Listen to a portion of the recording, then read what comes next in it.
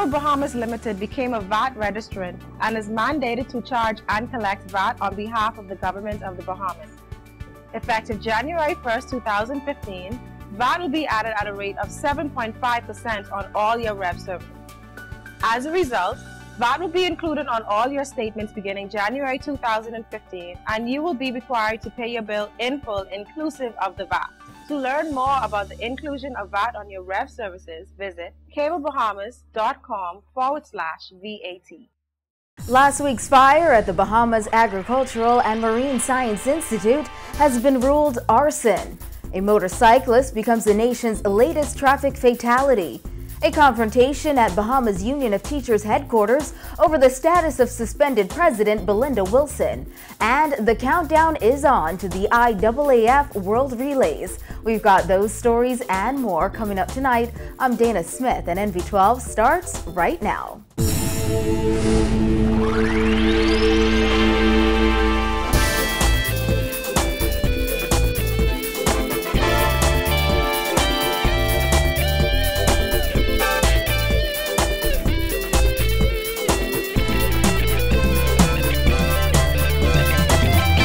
Helping news tonight, fire officials have confirmed the blaze that ripped through the male dormitory at the Bahamas Agricultural and Marine Science Institute in Andros last week was intentionally set. While Fire Chief Walter Evans has already stated several people are insisting with the investigation, the Agriculture Minister today informing our news team police have the man they believe set the dorm on fire. Kyle Joaquin tells us more.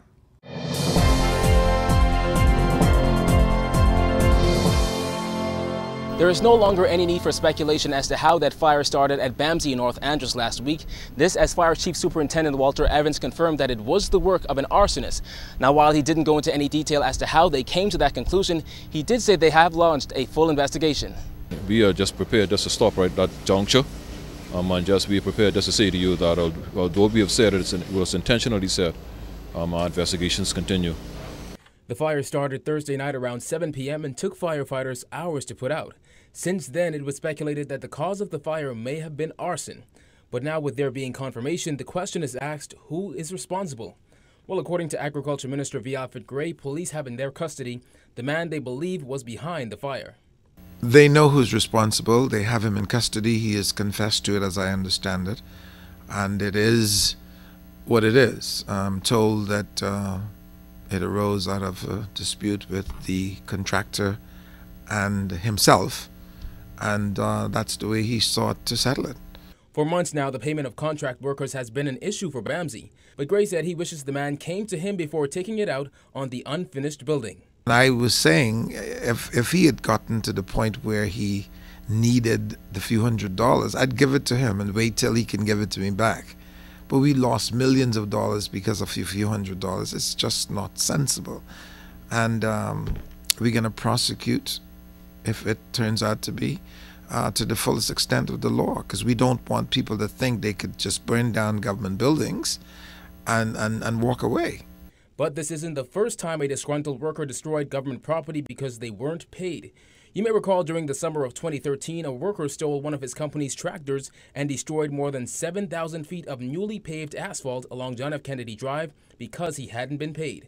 BAMSI has been described by Gray to be the legacy of Prime Minister Christie.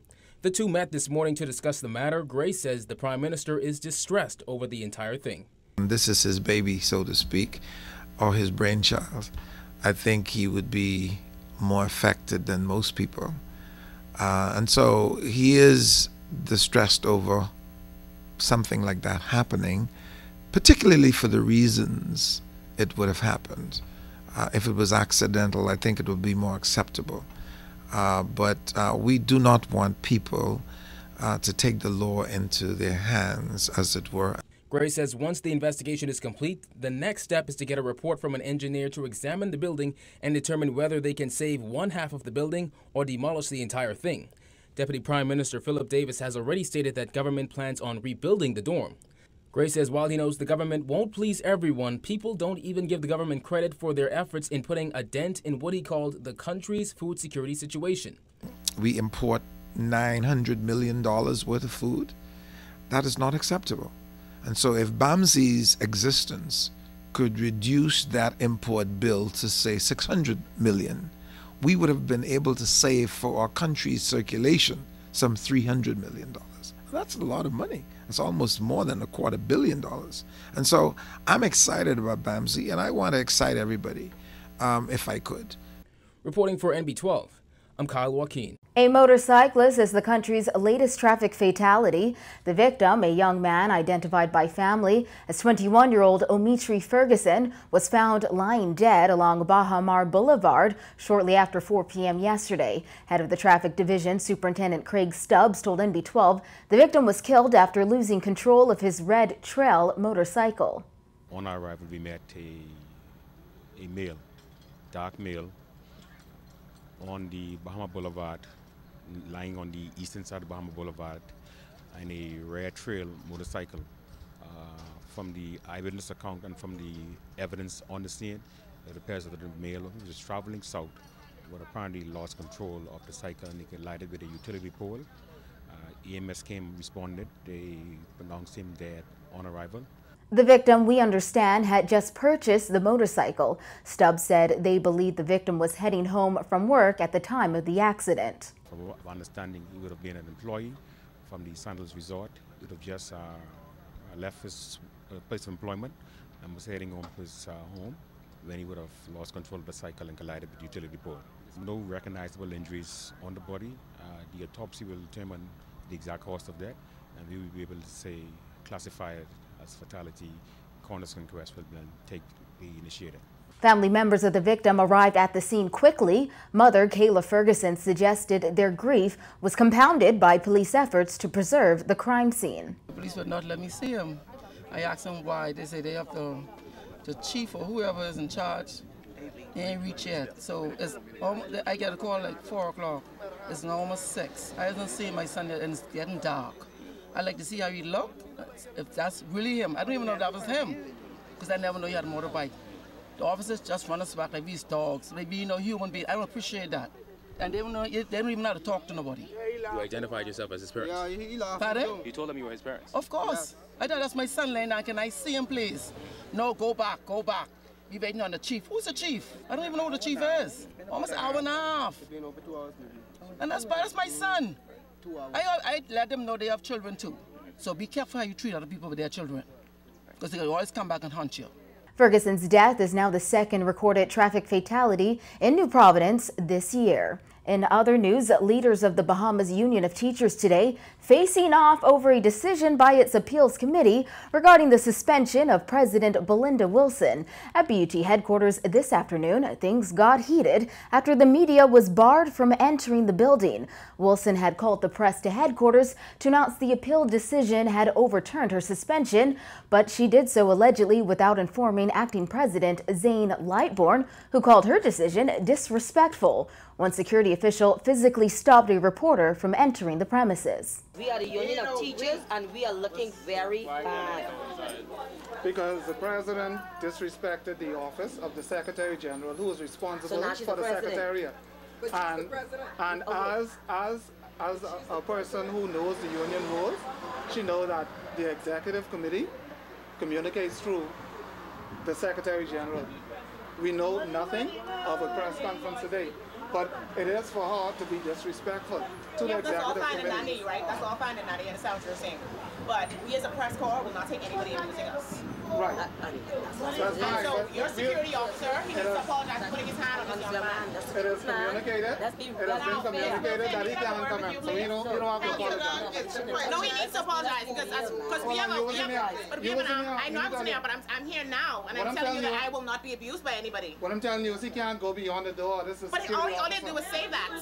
The security guard apologized. Just a few minutes before this went down, Lightbourne explained Wilson reportedly did not inform him of her decision to call a press conference at headquarters. We had to stop the press because, honestly, it's out of order. To call a press conference in the union is out of disrespect. And we cannot disrespect the rules or the organization for the whims of someone. I'm really I'm not prepared to respond to the behavior a few minutes ago. Our Constitution is clear. The Appeals Committee has made their decision. The decision is final, and I'm prepared to work and continue to go on. Each individual is going to have to make up in their own minds whether they're here to work for the members or they're prepared to just keep up on personal vendettas. It was announced last month Wilson was suspended as president for 6 months because of 2 alleged violations, and in her absence, Lightbourne would take charge of the union. According to Wilson, the 3-person BUT Appeals Committee overturned her suspension today. The Appeals Committee rendered their decision, and the suspension of Belinda Wilson is declared null and void and of no effect.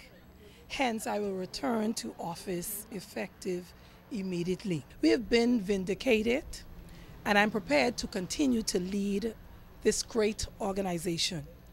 Each member of the executive committee must now set aside their personal and hidden agendas and work on the mandates that the members have given to us. However, according to Lightbourne, as far as he's concerned, Wilson's suspension is still intact. The Appeals Committee's so-called decision has been, the Executive Committee have already, we've already consulted together, and we have decided that the Appeals Committee has done many wrong. The Appeals Committee communicated that based on their deliberations that they think that all of the punishment should be overturned. However, the Appeals Committee has, they had some flaws in their deliberation. They had no power to make a definitive statement for the Executive Committee. The Executive Committee still has the final say, and the AGM has the ultimate say. So if the President wants, you can call a special general meeting, and I would encourage that. Lightbourne also said the Appeals Committee had a deadline of January 10th to deliver a decision. He said if it had difficulty with that deadline, that was not communicated to union executives. In fact, he claimed the Appeals Committee refused on 2 occasions to meet. We cannot break the rules, especially when it comes to a punishment that was issued for breaking the rules. We have to follow the rules, and we try to follow those rules to the T. We try to consult and have the right thing done at all times because we are teachers. It's unfortunate. Wilson would not provide a copy of the Appeals Committee's decision to the press. Lightbourne told the media the union would officially release a statement at a later time. Shifting gears, 2/3 of officers called in sick this morning at the Department of Corrections. That's according to Prison Staff Association Chairman Gregory Archer. Now, with the officers calling in sick, I know they are sick, but they also fed up and sick of all these things being thrown at them. If you're reporting sick, then that means the officers are sick. And I guess over the years, officers have been working while they were sick. And now I guess they're sick and they're taking their time because the job is a stressful one. And when you're sick and you're tired and you're still coming to work, at the end of the day, it's going to tell on your body. Archer says the association is tired of taking members' concerns to government with no resolve, including conditions in the workplace. Well, as it stands now, when the association, we can truly say that we are tired of trying to represent our members by way to the government, because the government seems as if they refuse to see us.